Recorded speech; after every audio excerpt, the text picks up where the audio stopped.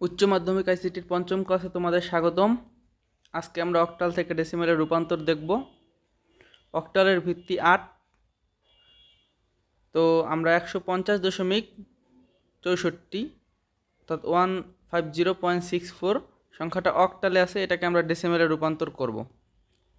Octal থেকে ডেসিমেলে নেওয়ার জন্য বা যে কোনো সংখ্যা পদ্ধতি থেকে ডেসিমেলে নেওয়ার জন্য যেই অবস্থায় আছে অর্থাৎ যেই সংখ্যা পদ্ধতির যেই পদ্ধতিতে আছে তার বেস দিয়ে গুণ করতে হয়। অর্থাৎ অক্টালের বেস 8, তাই প্রত্যেকটি সংখ্যার সাথে 8 গুণ করতে হবে এবং সংখ্যাগুলো যোগ করতে হবে, গুণ করে যোগ করতে হবে।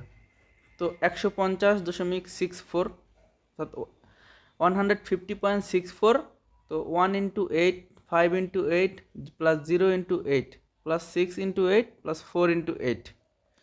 তো দশমিকের পরে যেই সংখ্যাগুলো আছে সেটার পাওয়ার মাইনাস হয়, আর দশমিকের আগে যেই সংখ্যাগুলো আছে সেটার পাওয়ার প্লাস হয়। তাই 150 যেই সংখ্যাটা আছে এটা হচ্ছে দশমিকের আগে আছে, অর্থাৎ 150 দশমিকের আগে আছে, তাই এর পাওয়ার পজিটিভ হবে, এবং 64 দশমিকের পরে আছে তাই এর পাওয়ার নেগেটিভ হবে। দশমিকের আগে যেই সংখ্যাগুলো আছে সেটার পাওয়ার 0 থেকে শুরু হবে, এবং দশমিকের পরে যেই সংখ্যাগুলো আছে সেটার পাওয়ার মাইনাস হবে। তো 150 যেহেতু দশমিক এর আগে আছে তাই এর পাওয়ার 0 থেকে শুরু হবে।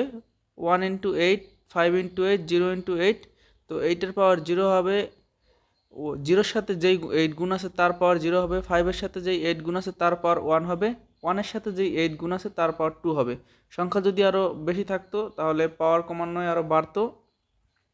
এবার দশমিকের পরে যেই 64 আছে, দশমিকের পরে পাওয়ার সবসময় মাইনাস হয়, তাই -1 হবে, এবং তাই দশমিকের পরে 6-এর সাথে যেই 8 গুণ আছে তার পাওয়ার মাইনাস হবে, এবং 4-এর সাথে যেই 8 গুণ আছে তার পাওয়ার -2 হবে।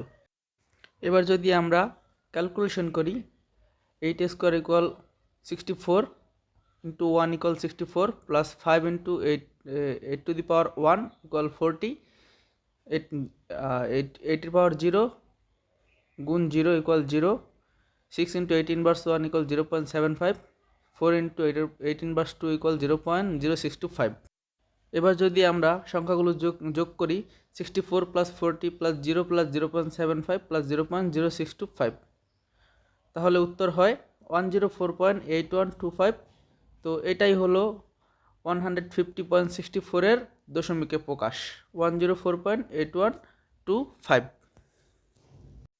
ভিডিওটি ভালো লাগলে অবশ্যই একটি লাইক করবেন, আর এরকম নতুন নতুন ভিডিও পেতে চ্যানেলটি সাবস্ক্রাইব করে পাশে থাকবেন।